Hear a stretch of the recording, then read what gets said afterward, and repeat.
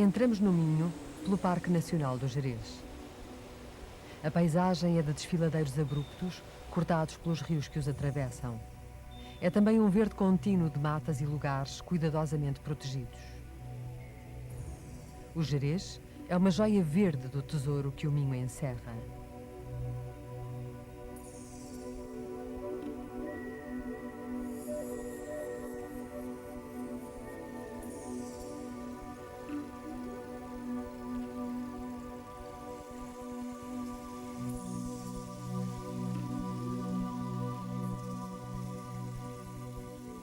No caminho para Vilarinho das Furnas, encontram-se conjuntos de marcos miliários que faziam parte da antiga geira romana, hoje coberta pela barragem.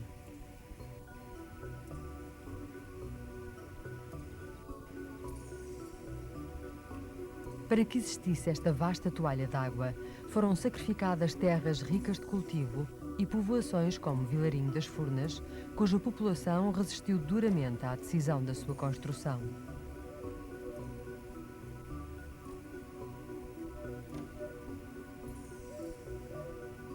Mas no Gerês há também maciços graníticos, pontuados por enormes rochedos que do alto se debruçam sobre as águas calmas das barragens.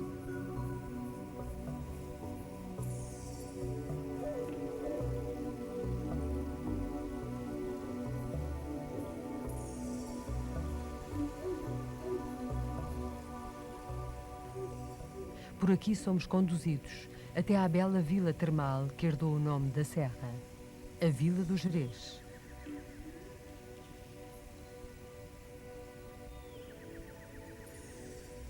Em São Bento da Porta Aberta, vamos ouvir os sinos tocados pelo Sr. José Pontes, carrilhanista e sacristão.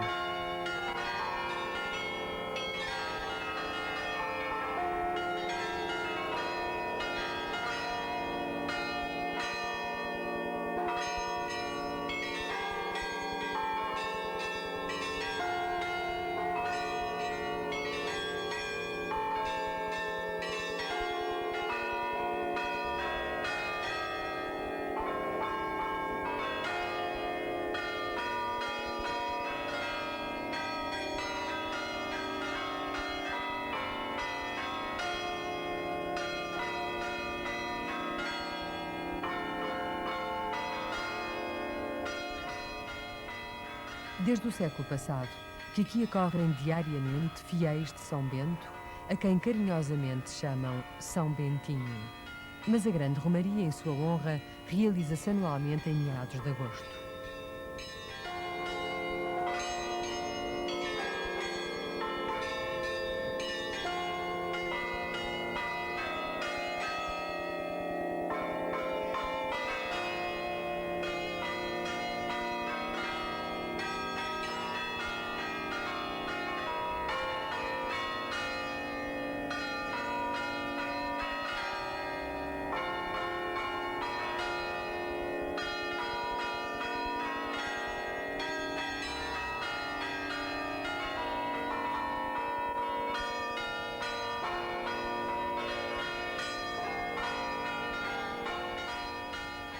Os sinos ecoam pelas serranias do Gerês.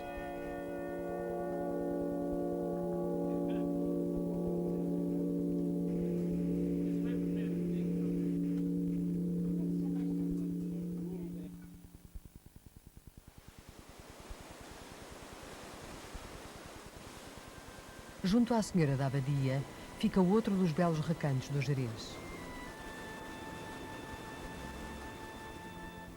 A Igreja da Senhora da Abadia, construída sobre a primitiva capela, data do século XVIII. As casas dos Romeiros estão integralmente recuperadas e algumas delas foram ocupadas por um pequeno museu etnográfico. O interior da igreja, de 3 naves, é separado por arcadas assentes em colunas toscanas.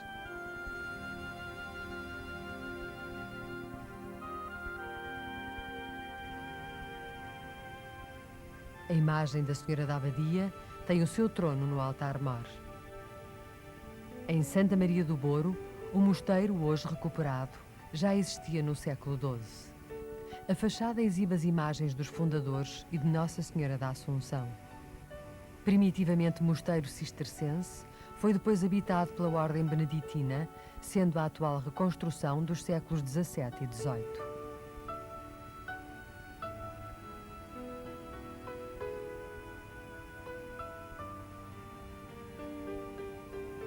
No seu interior, 12 painéis dourados representam cenas da vida de São Bernardo e de São Bento.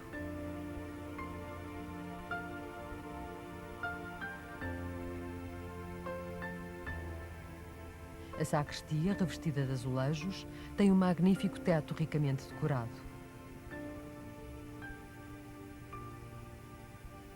Da fama de casamenteiros não se livravam os frades de Santa Maria do Boro. Deles dizia Júlio Dantas: por que será que os frades do Boro fazem tanto casamento? Para haver moças casadas que os vão catar ao convento? Em Sotelo, no caminho para Vila Verde, ergue-se o imponente Santuário da Senhora do Alívio, local de grandes peregrinações em setembro.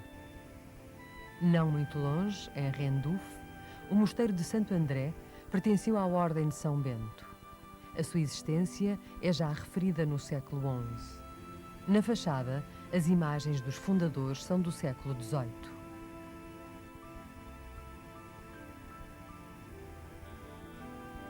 Estamos em Taíde. O santuário de Porto Dave, com o seu escadório, foi construído à imagem do Bom Jesus de Braga.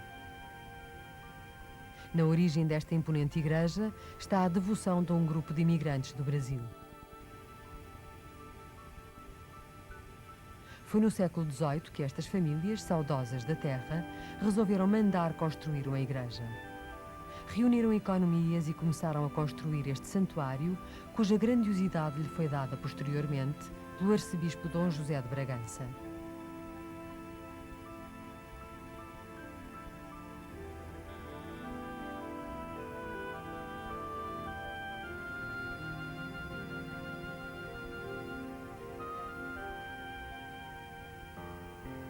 Maria da Fonte é a emblemática figura de Póvoa de Lanhoso.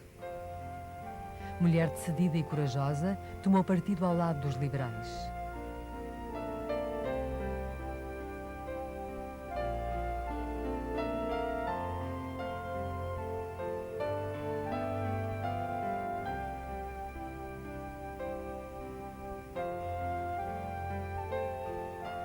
Mas Póvoa de Lanhoso é dominada pelo seu castelo e pelo santuário de Nossa Senhora do Pilar. Teria sido um devoto de Nossa Senhora do Pilar que, sobre um enorme maciço granítico, mandou erigir este santuário no século XVII. Muitas destas pedras teriam pertencido às muralhas do castelo. O interior, simples, é, no entanto, local de grande devoção. Por trás do santuário fica o castelo. Diz-se que após a Batalha de São Mamede, aqui esteve encarcerada Dona Teresa por ordem de seu filho Dom Afonso Henriques.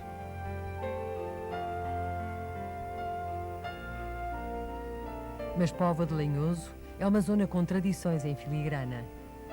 Em Travassos, vamos ao encontro do ateliê do Sr. João Antunes. O fogo é um dos elementos fundamentais para o fabrico destas delicadas peças de ouro. As filigranas são fabricadas segundo técnicas antiquíssimas. Foram introduzidas na Península Ibérica pelos fenícios já no século VII a.C. Cada artífice elabora este trabalho com muito rigor e minúcia. Os pequenos fios de ouro são cuidadosamente cortados, enrolados e encaixados para produzirem as belas peças que as moçoilas do Minho usam e exibem nas grandes romarias minhotas.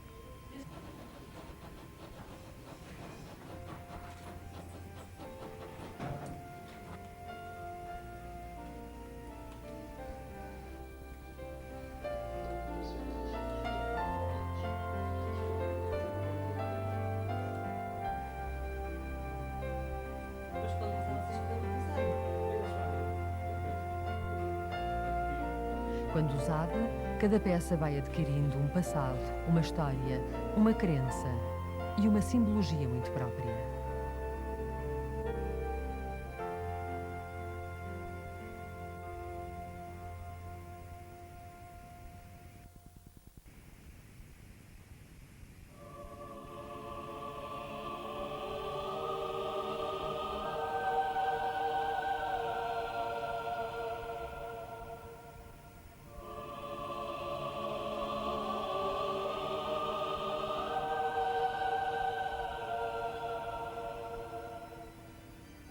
Em tempo de Páscoa, Braga é a capital das celebrações religiosas. A cidade enche-se de símbolos que celebram a paixão do Senhor.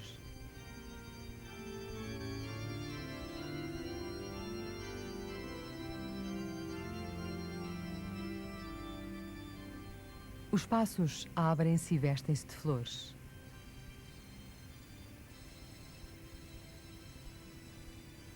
A Sé Catedral é o coração da Semana Santa. Veste-se de roxo, em sinal de luto pela morte do Senhor. Mas é na Sexta-feira Santa que as cerimónias atingem o auge do dramatismo e da contenção.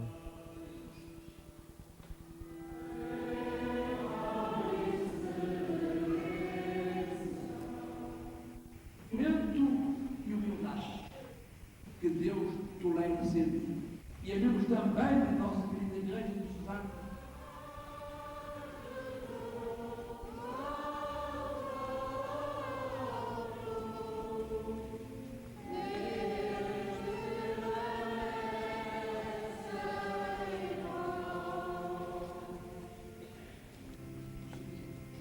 É a procissão teofórica do enterro.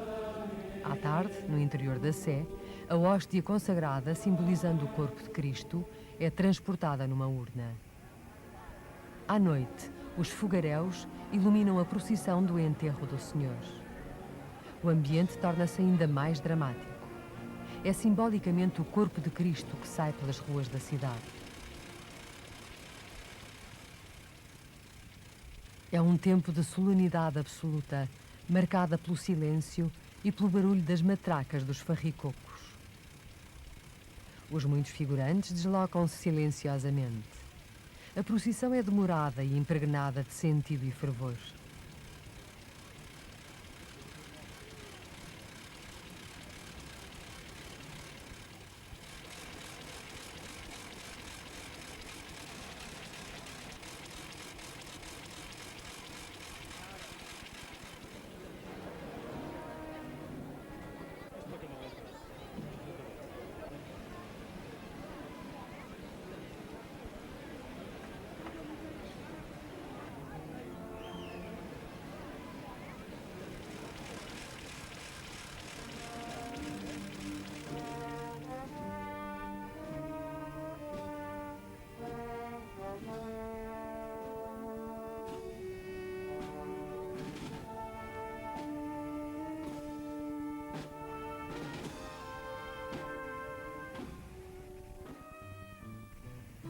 Braga é uma cidade antiquíssima.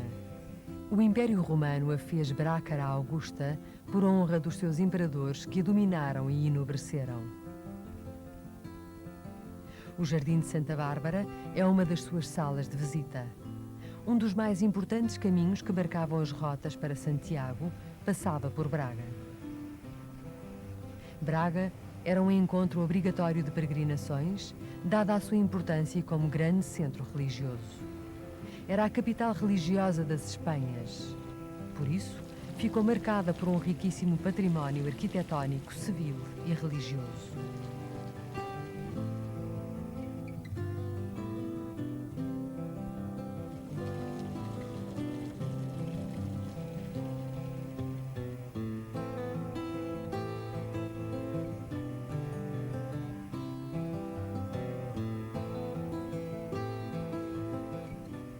Dentro desse património, a Casa do Raio é um dos mais significativos exemplares da arte barroca, com o andar nobre rasgado por belas janelas magnificamente decoradas.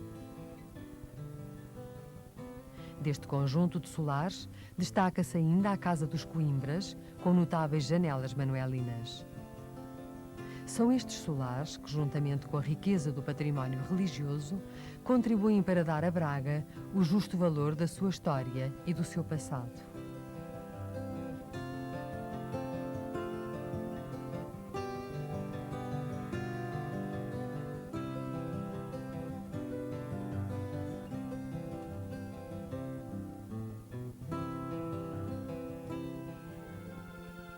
Em redor de Braga, encontram-se lugares sagrados que marcam e acentuam o cariz religioso da cidade.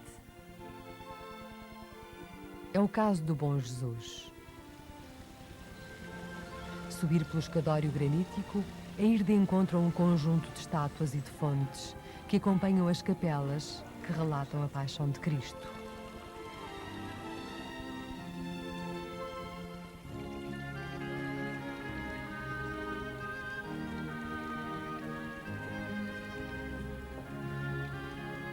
A fonte do Pelicano ocupa o último patamar antes do santuário. A sua construção iniciou-se em 1722 e ficou concluída em 1811. Na Falperra fica o Templo Barroco de Santa Maria Madalena, outro vértice do triângulo religioso que termina no Sameiro, situado no alto do Monte Espinho.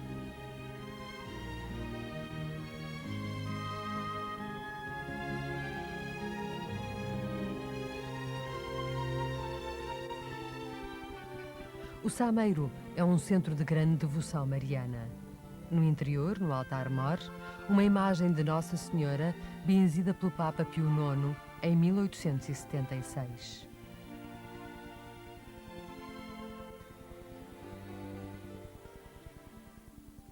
O mosteiro de Tibães foi fundado por São Martinho de Dume. O atual edifício data do século XVIII. O mosteiro de Vilar de Frades tem anexo à igreja com um magnífico portal ladeado por colunas naturalistas. No entanto, é um pórtico românico ricamente decorado, o que mais o caracteriza.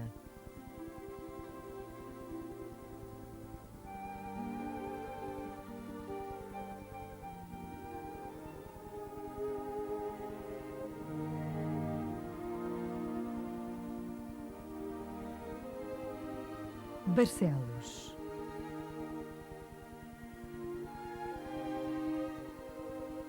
As ruínas do Paço dos Duques de Bragança, juntamente com o Pelourinho e a Igreja Matriz, recebem quem entra em Barcelos vindo dos lados de Barcelinhos.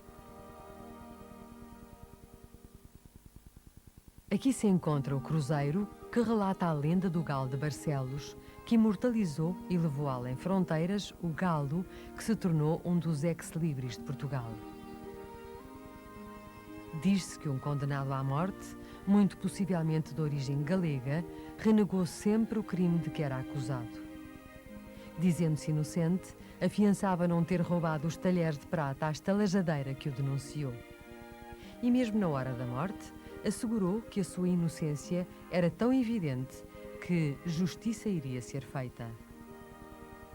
Sentenciou então que um galo já morto e pronto a ser comido na mesa dos juízes haveria de cantar antes do seu enforcamento. E assim aconteceu. O galo cantou e o homem foi poupado à morte.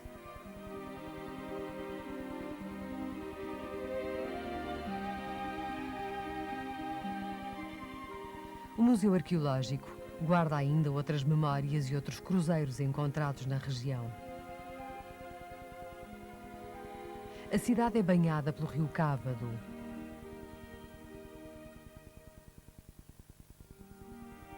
Ao longo da Porta Nova, estende-se o Passeio dos Assentos, com 2 belos fontanários.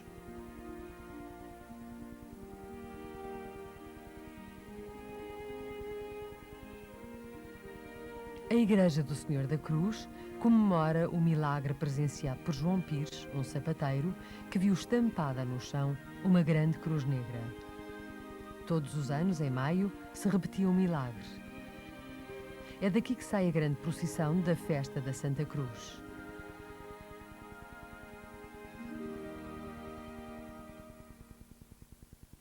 A igreja foi construída em 1504 e posteriormente aumentada em 1705 com magníficas obras da época. Podemos dizer que Barcelos é a capital do artesanato de barro. Por isso, não poderia deixar de ter um museu dedicado à olaria desta região. Visitámos a exposição temporária de Júlia Ramalho, ceramista e artesã, que logrou ser reconhecida internacionalmente. Ela seguiu o exemplo da sua avó, Rosa Ramalho, com quem se iniciou na arte de inventar e recriar figuras fantásticas. Colhe no seu imaginário, povoado de fantasia, a beleza que transmite às suas peças.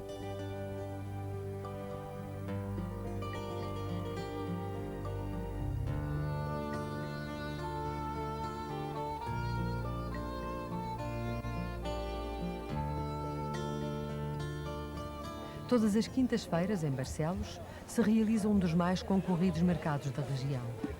Ele traz à cidade agentes de todas as freguesias vizinhas.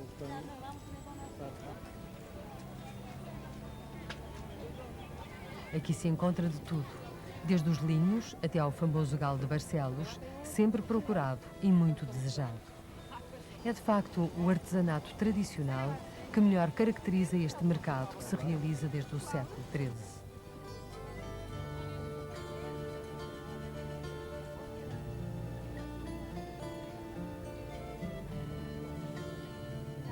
A louça utilitária continua a ser muito procurada e apreciada, hoje que há um ressurgimento da cozinha tradicional.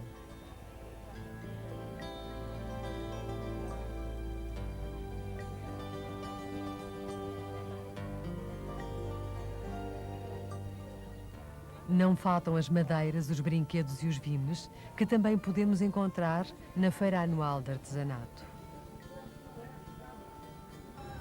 Se é nas feiras e nos mercados que se vendem estes artigos, outrora úteis, agora essencialmente decorativos, são os artesãos que os fabricam. Por isso, anualmente, se realiza uma feira de artesanato que mostra o que de mais genuíno se faz na região.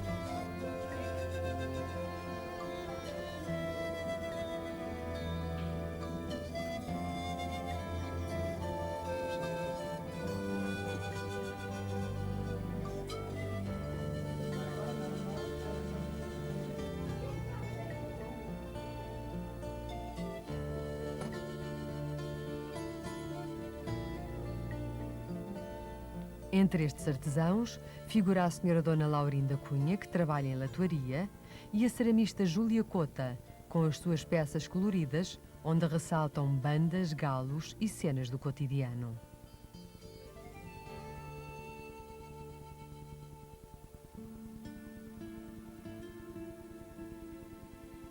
Tenho muita pena, sou muito sincera, tenho muita pena ela se acabar, muita pena.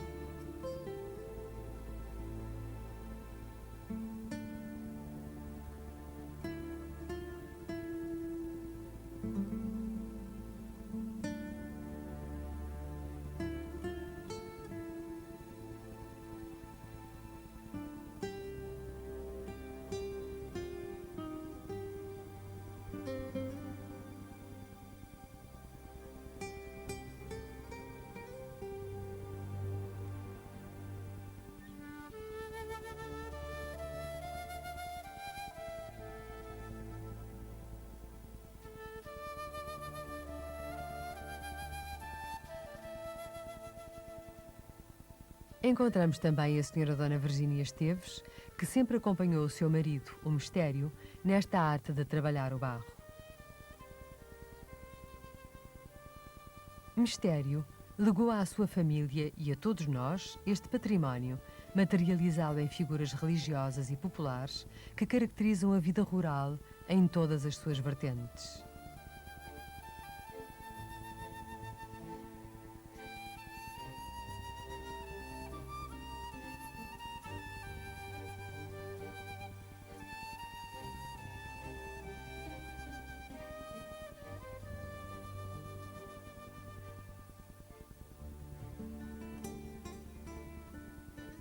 Mais tarde fomos ao seu ateliê, em Santa Maria de Galegos, onde os seus filhos perpetuam a arte que o pai lhes deixou.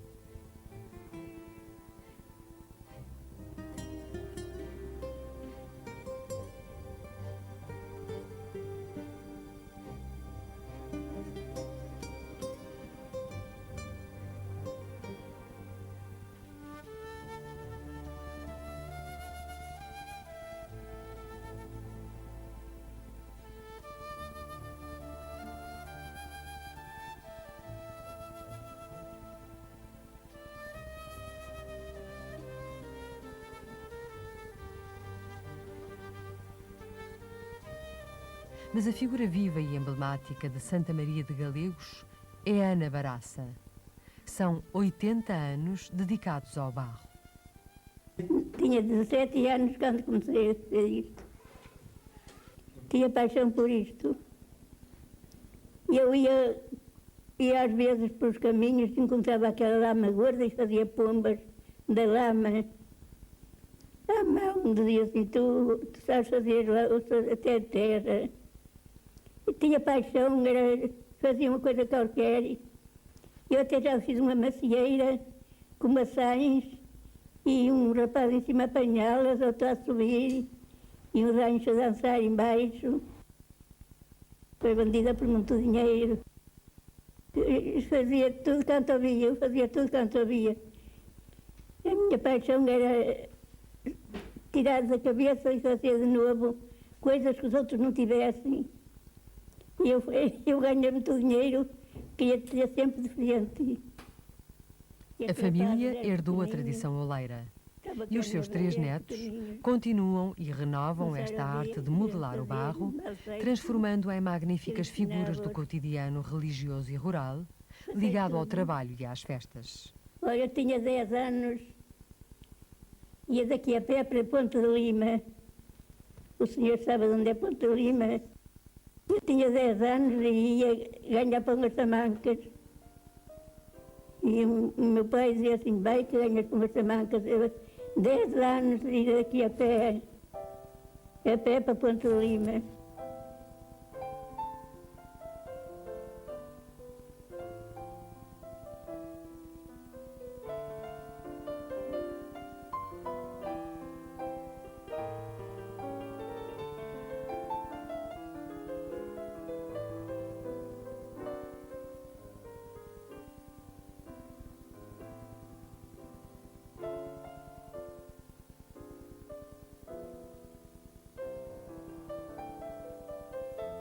Levei uma vizinha muito fraca dos princípios, muito fraca. E ainda hoje não é muito boa.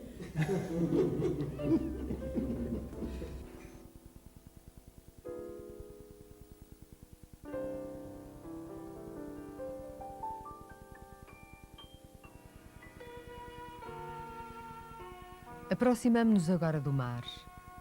Junto à costa, Esposende com a sua nova marina e Ofir com a sua bela praia de Fão são algumas das estâncias de veraneio desta zona.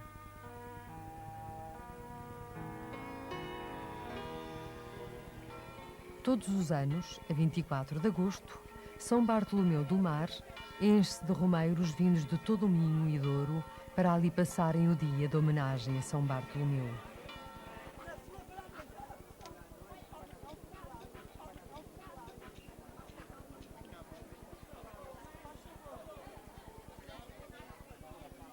Depois de passarem pela igreja, cumprindo as suas promessas, vão ao mar.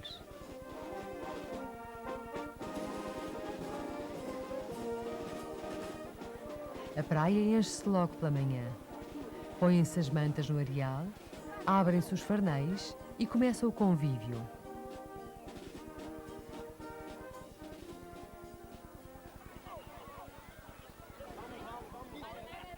Começa também o insólito ritual do banho das crianças.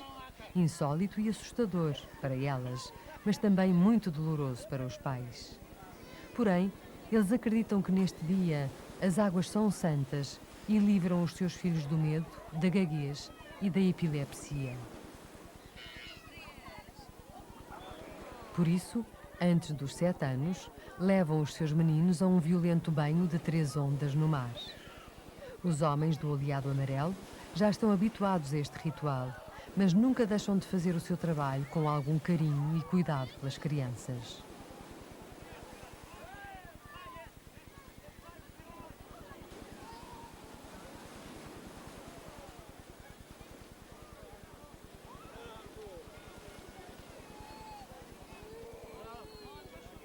Nos braços dos pais, sentem-se reconfortadas e talvez o medo passe. É assim durante toda a manhã. Não há criança que se livre deste banho, nem pai ou mãe que fique com a consciência tranquila de lá não levar os seus filhos. É uma terapêutica para eles e uma enorme violência para quem vê com o olhar mais distante.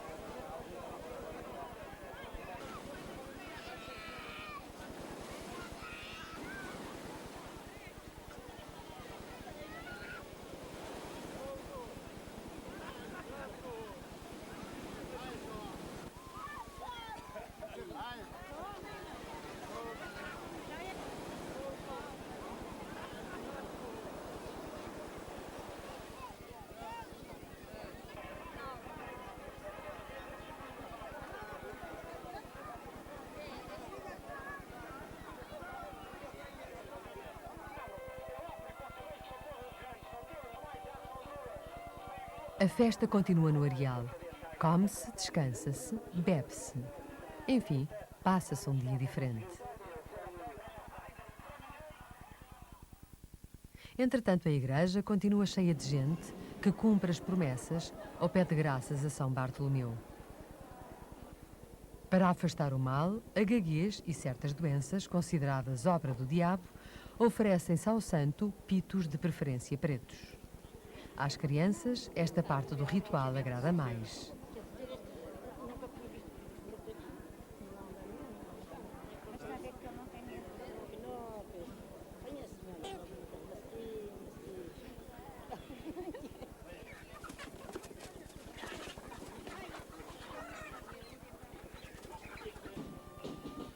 À tarde, a procissão sai da igreja e faz o percurso de cerca de 1 quilómetro até ao mar.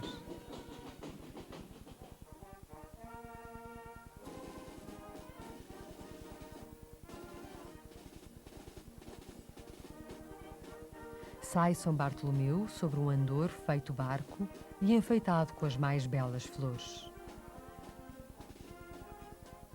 Saem também cenas da vida dos santos, de Nossa Senhora e de Jesus.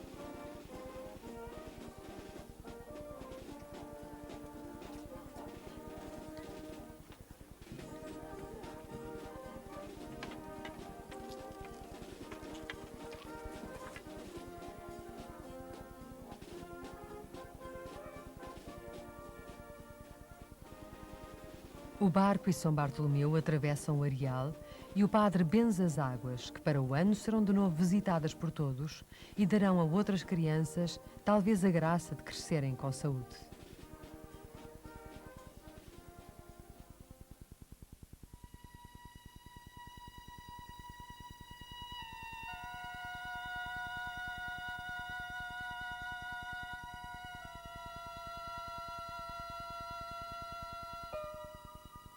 Chegamos a Guimarães. Dom Afonso Henriques fundou aqui Portugal. Dom Afonso Henriques, primeiro rei de Portugal, também aqui nasceu.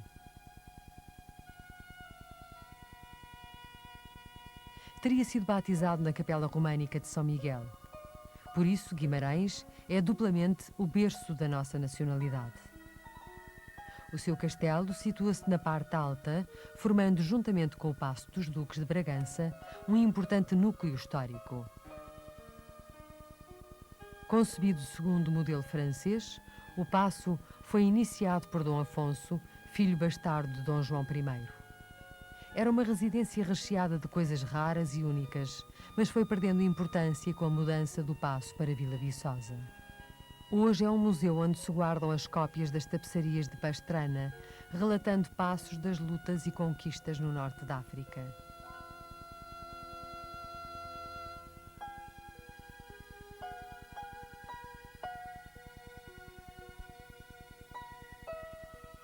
Guarda ainda uma bela coleção de armas e armaduras.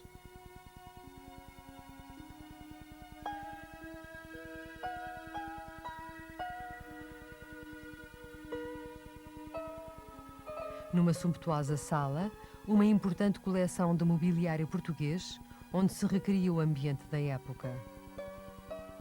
A capela foi inteiramente reconstruída segundo o traçado primitivo.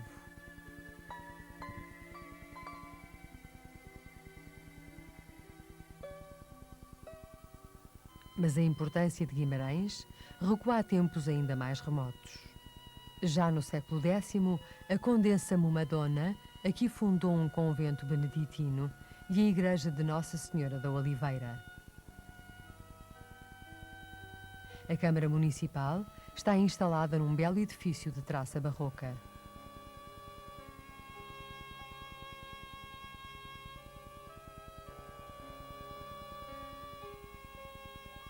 A Casa do Arco, na Rua de Santa Maria, conduz-nos por entre belas fachadas até ao centro histórico da cidade, notavelmente restaurado nos últimos anos.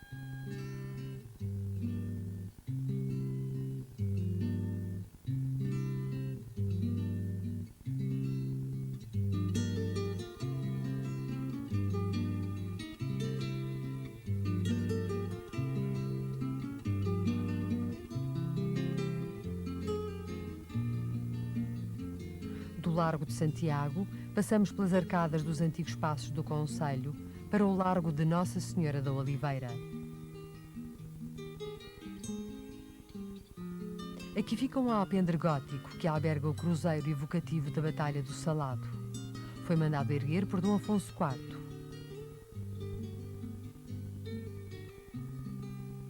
Em frente fica a igreja de Nossa Senhora da Oliveira, de portal gótico. Na fachada, rasga-se um formoso janelão atribuído a João Garcia, mestre de obras de Dom Fernando.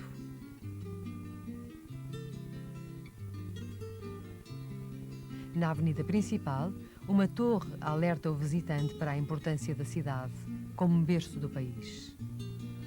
Ao lado, o Toural convida-nos para um aprazível passeio pelo jardim decorado e florido.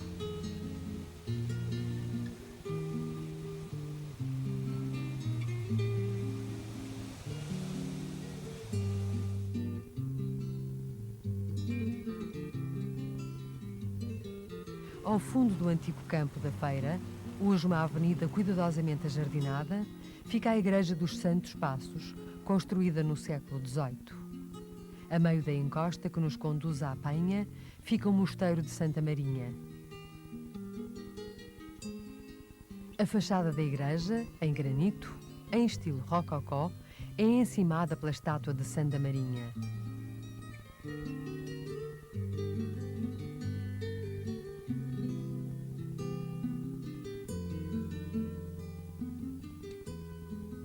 No interior, o coro alto é de uma harmonia surpreendente.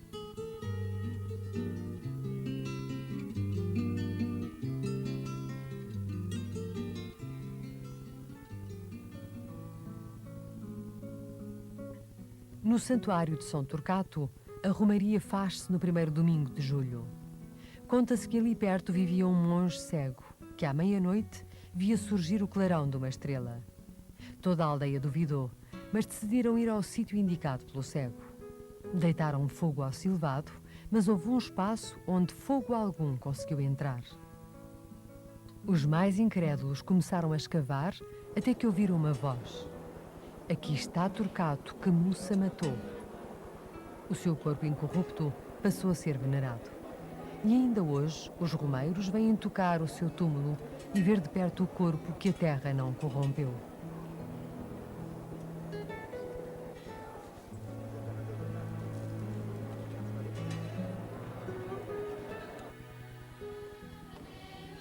À tarde, faz-se a procissão em sua honra.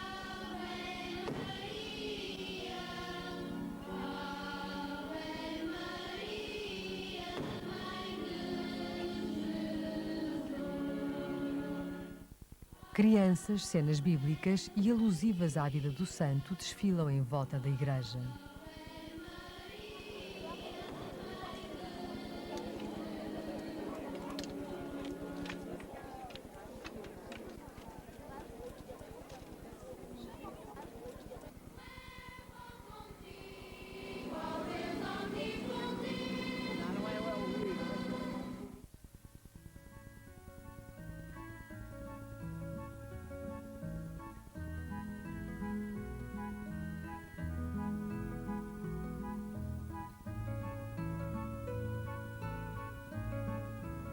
Junto à Igreja Matriz das Taipas, a Pedra de Trajano. É um bloco granítico que exibe uma inscrição latina alusiva a este imperador, confirmando que esta estância termal já era procurada no tempo dos romanos. Briteiros. Chegamos à Citânia, que há 100 anos Martins Sarmento pôs a descoberto. Investigador minhoto de grande envergadura, Martins Sarmento desenterrou, pouco a pouco, um passado há muito aqui enterrado. Foi ele que internacionalizou a Citânia de Briteiros, grande cartaz da pré-história nacional. Apareceram habitações, pátios, utensílios domésticos, joias e moedas. Muito deste espólio está preservado no Museu da Sociedade Martins Sarmento, em Guimarães.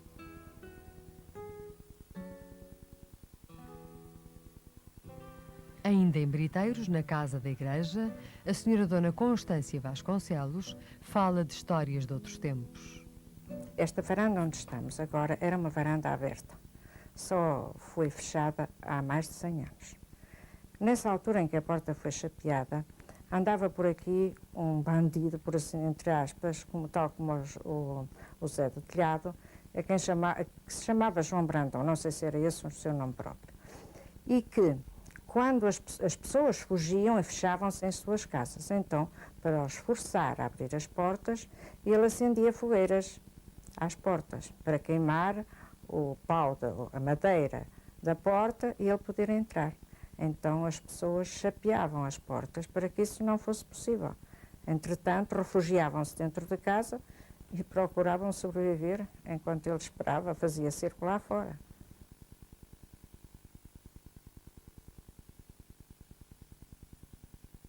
Foi assim que quando o Camilo andou fugido, por causa dos seus amores com Ana Plácido, se refugiou na casa do seu amigo Martins Sarmento.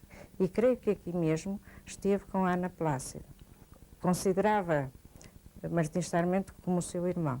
Tanto assim que lhe escreveu pouco tempo antes de se matar, a dizer-lhe adeus.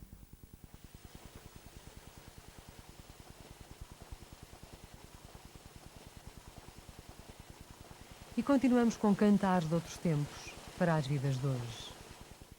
Moleiranda para o céu, senhor, não tenho vagar, tenho fole no moinho, ainda está para maquiar, oh ai, olarilolela, eu vou por aqui abaixo, como quem não vai a nada, abanar a pereirinha, que ainda não foi abanada, olarai, olarailarailão, eu vou por aqui abaixo, como quem não vai a nada. O monumento registra as virtudes da justiça feita pelo Visconde de Faf contra o Marquês de Moreira de Rei. A estátua, ex-libris da cidade, é uma das interpretações dessa justiça.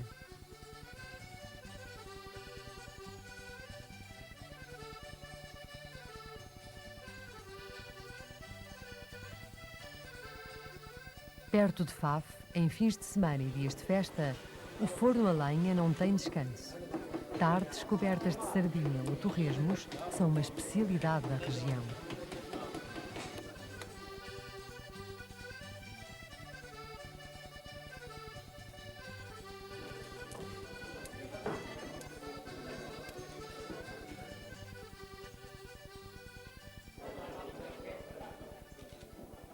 As 30 arrobas do andor de Nossa Senhora de Antime exige que os homens que o transportam se liguem com faixas. Uma cinge-lhes o peito e a outra é apertada sobre o abdômen. Depois são cozidas para ficarem bem fixas. Por cima é ainda cozida uma toalha de linho que os homens usam para limpar o suor.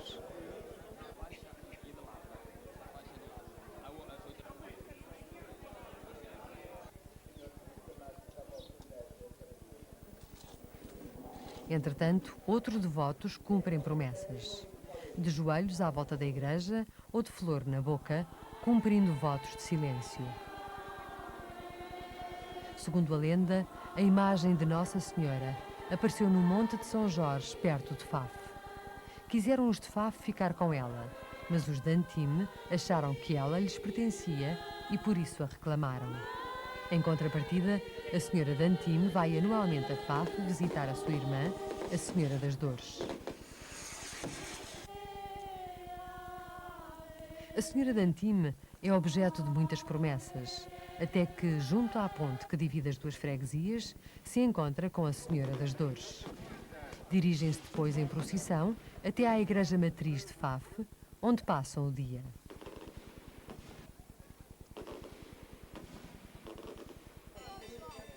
Antes das 6 da tarde, a Senhora sairá da igreja, pois, segundo reza a lenda, caso não o faça, aí ficará para sempre.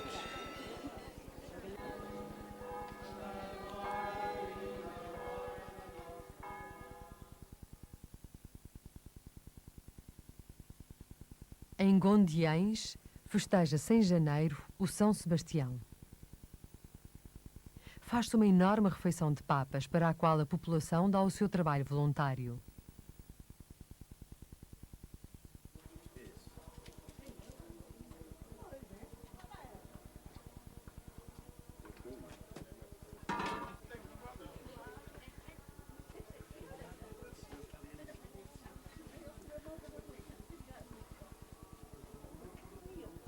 Logo pela manhã, os primeiros visitantes são presenteados com as papas de farinha que retemperam o corpo em tempo de frio.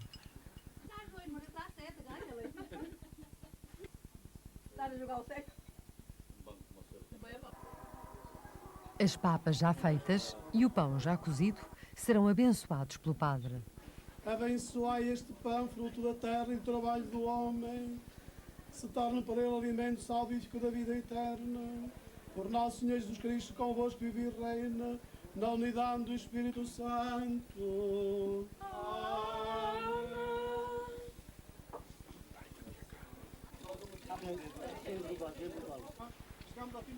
A festa, ou melhor, o encontro de toda a aldeia e vizinhos, é mais tarde. E ninguém falta, mesmo quando a chuva é muita.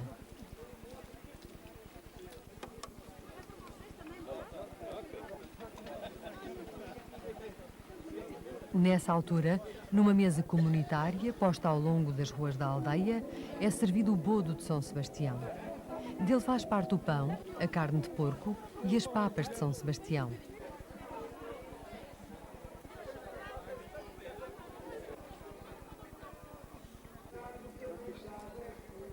Enquanto decorre a refeição, os crentes beijam a imagem do santo e dão as suas esmolas.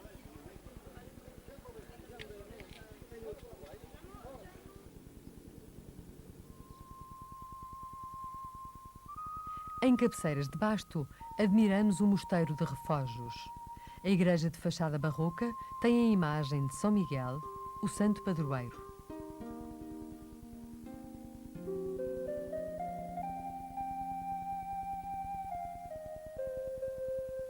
Ao seu interior, já de si solene e grandioso, os majestosos órgãos dão ainda maior esplendor. Figuras monstruosas e assustadoras fazem parte da sua decoração.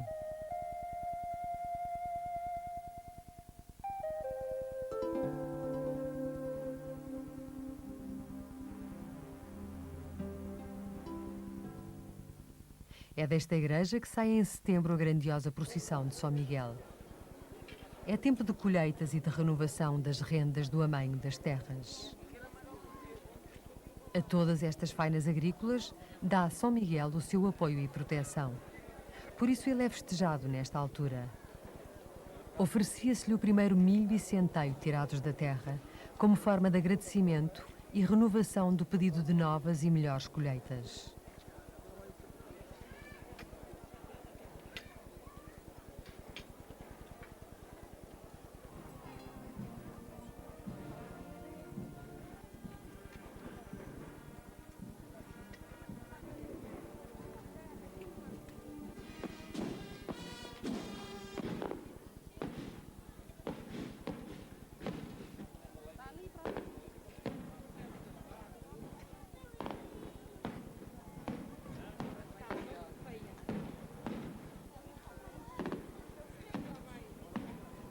Hoje, o ritual de homenagem ao santo mantém-se em Cabeceiras de Basto. São também as festas da vila e a afamada Feira de São Miguel. Os rapazes mostram a sua destreza jogando ao pau, jogo que tradicionalmente se jogava nos terreiros de feiras e romarias.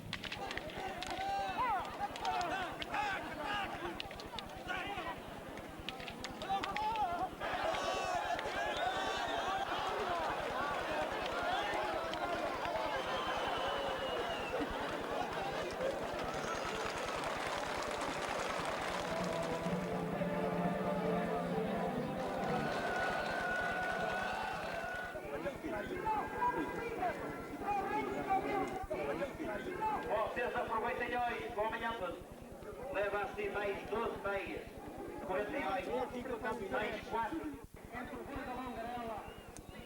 Não falta o boi barrosão e as chegas que fazem vibrar a assistência com entusiasmo.